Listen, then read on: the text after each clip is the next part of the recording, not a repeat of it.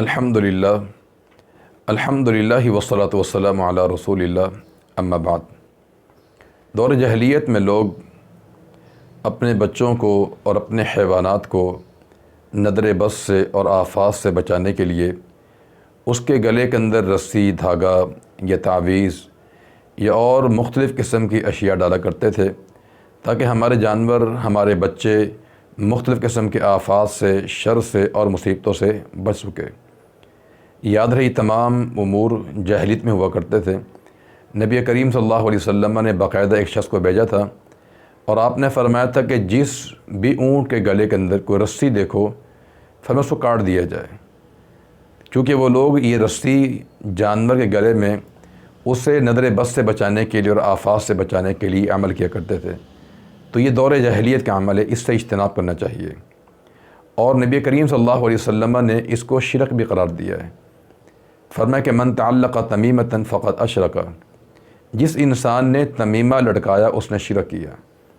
تمیمے کا معنی ہوتا ہے منکا ہے، سپی ہے، یا ہر وہ چیز جو انسان نظر بد کے لیے اپنے گلے میں ڈالے یا گردن میں ڈالے یا بازو پر باندھے یا اس کو تعویذ کہا جائے، یہ تمام چیزیں تمیمہ کہلاتی ہیں۔ فرمایا جس انسان نے تعویذ لٹکایا یا منکا پہنا یا اس نے سپی پہنی، اس انسان نے شرک کیا ہے۔ تو لہذا یہ شرکی عمل ہے اور دور جاہلیت کا عمل ہے۔ نبی کریم صلی اللہ علیہ وسلم کا فرمان ہے، فرمایا ان الرقا والتمائم والطیول شرک، فرمایا کہ شرکیہ دم اور تعویذ لٹکانا اور محبت کے جو اعمال ہیں، فرمایا یہ سب کے سب کیا ہیں؟ شرکی اعمال ہیں۔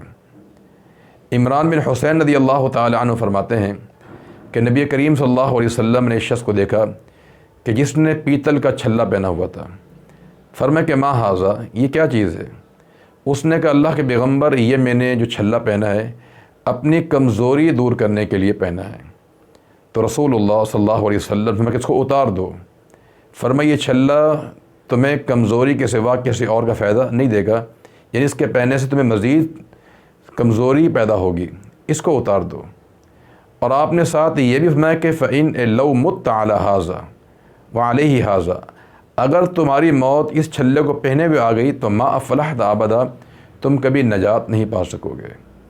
تو لہٰذا کوئی چھلا ہو یا کوئی کڑا ہے یا کوئی تعویذ یا کوئی دھاگا ہے، وہ گردن میں باندھا جائے یا بازو میں باندھا جائے یا انسان پاؤں میں اس کو باندھتا ہے، اور نیت کیا ہو، عقیدہ کیا ہو کہ میں آفات سے بچا رہوں یا میرے بچے نظر بد سے بچے رہیں، تو یہ شرکی عمل ہے، اس سے انسان کو اجتناب کرنا چاہیے۔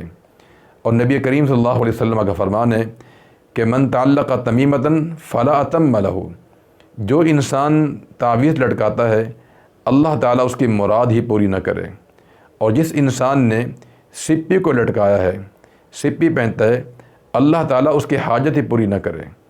تو لہٰذا ان روایات کی روشنی میں بات معلوم ہوتی ہے کہ نظر بد سے بچنے کے لیے تعویذ پہننا، دھاگا باندھنا یا کوئی اور رسی پہننا، یہ تمام شرکی اعمال ہیں، جاہلیت کے اعمال ہیں، انسان کو اس سے اجتناب کرنا چاہیے۔ ہمارے یہاں بعض لوگ ایسے بھی ہوتے ہیں جو قرآن کی آیت کو کسی کاغذ پہ لکھتے ہیں یا برتن میں لکھ کر اس کو پانی میں ڈبو کر بطور برکت پانی استعمال بھی کرتے ہیں، پانی کو پیتے بھی ہیں۔ یاد رہے ایسی کوئی چیز نبی کریم صلی اللہ علیہ وسلم سے ثابت نہیں ہے، یہ توہم پرستی ہے اور یہ شرک ہے، اس سے انسان کو اجتناب کرنا چاہیے۔